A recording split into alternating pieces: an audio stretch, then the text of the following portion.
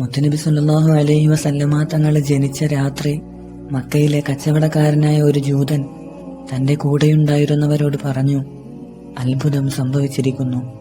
കുറേ പ്രത്യേകതകളുള്ള ഒരു കുഞ്ഞുമോൻ മക്കയിൽ ജനിച്ചിട്ടുണ്ട്. മക്കക്കാരിൽ ഏതു പെണ്ണാണ് പ്രസവിച്ചതെന്ന് നിങ്ങൾ തിരക്കുക.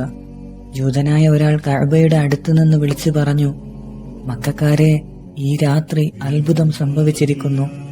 അന്വേഷിച്ചറിഞ്ഞു, വഹബിന്റെ മകൾ ആമിന ഇന്ന് പ്രസവിച്ചു. അങ്ങനെ കച്ചവടക്കാരനായ ജൂതനിലേക്ക് തിരിച്ചുപോയി കാര്യം പറഞ്ഞു. അപ്പോൾ ജൂതൻ പറഞ്ഞു, എനിക്ക് ആ കുഞ്ഞിനെ കാണണം. അങ്ങനെ ജൂതനെ വീട്ടിലേക്ക് കൊണ്ടുപോയി ജൂതന്റെ കയ്യിൽ കുഞ്ഞിനെ കൊടുത്തു. ആ കുഞ്ഞിനെ തിരിച്ചും മറിച്ചും നോക്കി. പിന്നെ ബോധം കെട്ട് വീണു.